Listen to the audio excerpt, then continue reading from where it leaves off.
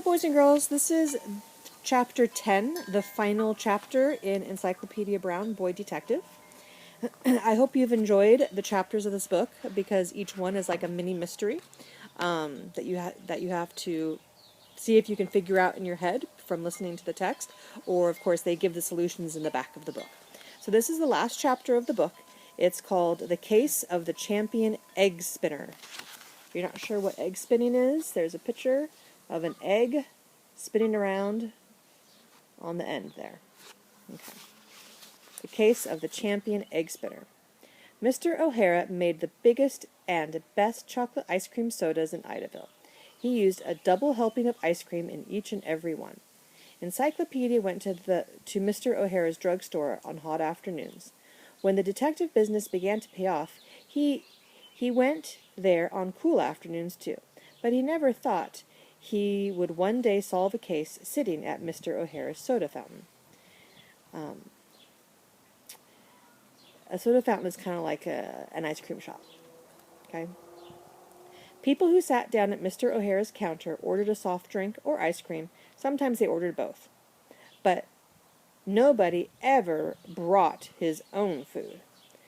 But one Sunday, a boy about 12 years old came into the drugstore carrying an egg. He put it on Mr. O'Hara's counter. Encyclopedia was surprised. He had finished his soda, and he sat and watched the boy with the egg. He was even more surprised when the boy spun the egg on the counter. "Still practicing, Mr. O'Hara?" asked the boy. The boy smiled as if he owned the whole world. "Just keeping my touch. I've got a big match tomorrow." He gave the egg another spin. "He's good," thought Encyclopedia. "He really knows how to spin an egg and keep it going." The boy ordered a chocolate soda with a triple helping of ice cream. That cost 10 cents extra. Mr. O'Hara made the soda. He placed it before the boy. He did not see the egg spinning towards the glass till it was too late. The egg knocked against the glass and spun away. It dropped out of sight on Mr. O'Hara's side of the counter. Mr. O'Hara looked down. "That's the end of your egg. I'm sorry." "Forget it," said the boy with a grand wave of his hand. "I have to use another egg in the spinning match tomorrow anyway." "I better sweep up the mess," said Mr. O'Hara. He walked to the back of the drugstore. Encyclopedia left 25 cents on the counter to pay for his soda. As he went out the door, he saw Mr. O'Hara returning with a broom and a dustpan. Encyclopedia rode home slowly on his bicycle. He stopped to look at the hang on. I have hair in my mouth. There. Sorry. Encyclopedia slowly rode home on his bicycle. He stopped to look at the stuffed mountain lion Mr.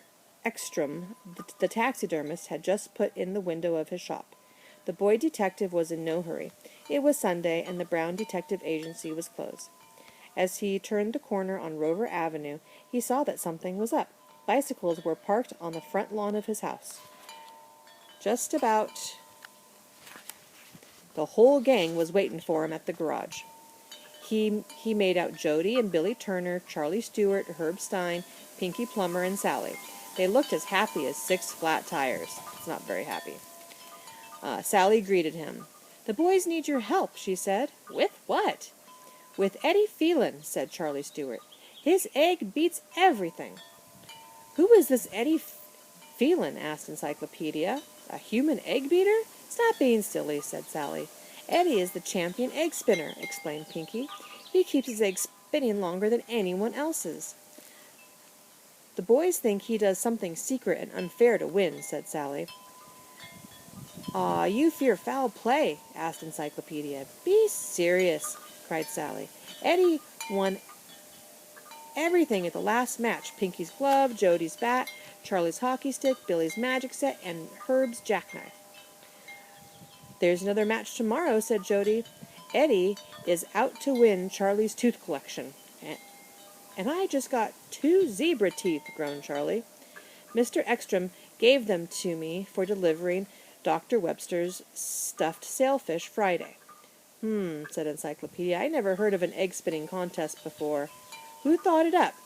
"Eddie," said the 5 boys together. I might have known, said Encyclopedia. The boys have been practicing for days, said Sally.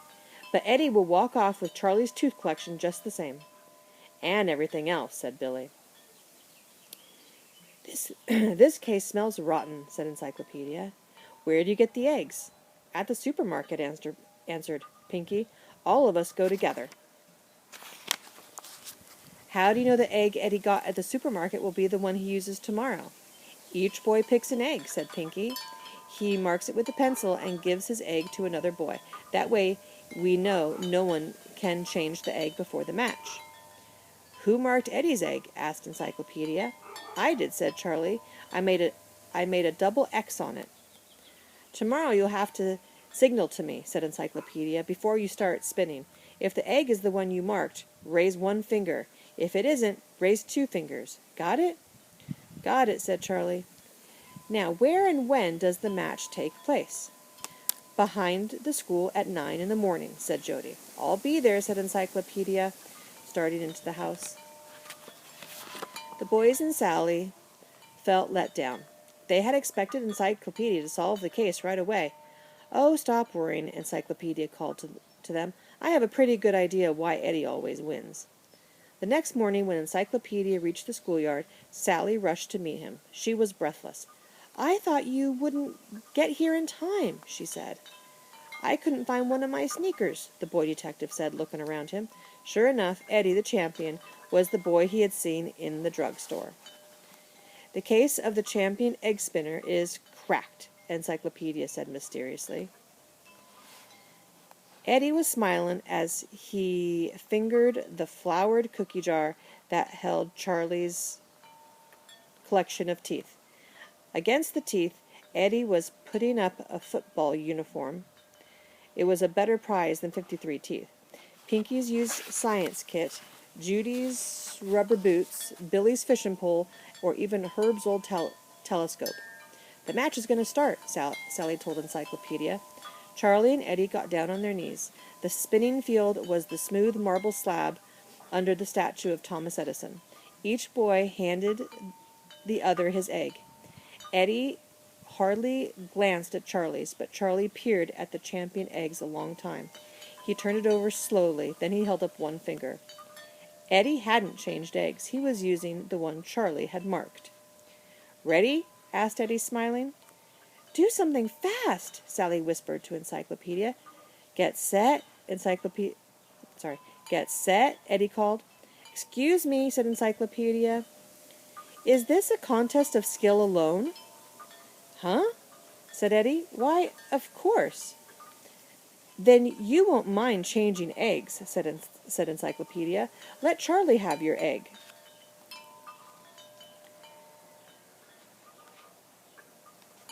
There's a picture of the kids. The egg spitting contest. So they said, then you won't mind changing eggs, said Encyclopedia. Let Charlie have your egg, and you take his. The boy who spins the egg the longest wins the match. Eddie's smile disappeared as fast as pancakes at Sunday breakfast. His hand closed quickly over his eggs. Are you saying someone's cheating? He demanded. Not that it's any of your business, but Charlie knows this is my egg. It's the same one that he marked. Of course it's the same egg, said Encyclopedia, but with one big difference that nobody can see. What's the difference? I'm not sure about this one. This one's pretty tough. I didn't catch the solution on this one. Okay, page 88 for the answer. Did you catch it? I don't know. Okay, the solution to the case of the champion egg spinner. Mr. O'Hara had given Encyclopedia the clue to the mystery. Remember how Eddie's egg had fallen off the counter onto the floor? What had Mr. O'Hara said? Not, I'd better clean up the mess. No, he had said, I'd better sweep up the mess. He had not fetched a towel or a mop. He fetched a broom and a dustpan. This told Encyclopedia the egg had broken into pieces. He realized that the egg was a hard-boiled one. And a hard-boiled egg will spin longer than an uncooked egg every time. Eddie had to use another uncooked egg against Charlie, and he lost the match. Charlie agreed to give back Eddie's football uniform if he would return the prizes he had won at the earlier matches. The ex-champion returned the prizes. So the kid was he was cheating using a hard-boiled egg instead of a raw egg. Okay, all right. So that was chapter 10 of Encyclopedia Brown, Boy Detective. When I post this, I will also post the AR quiz number, so you can take the AR test on this after you listen to the last chapter, which is this one. And take your AR test. Remember, you log into Renaissance Place from the Hemet USD website.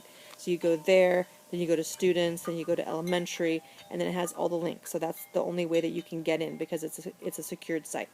Okay, so that's it for Encyclopedia Brown, Boy Detective. I hope you liked it. Bye.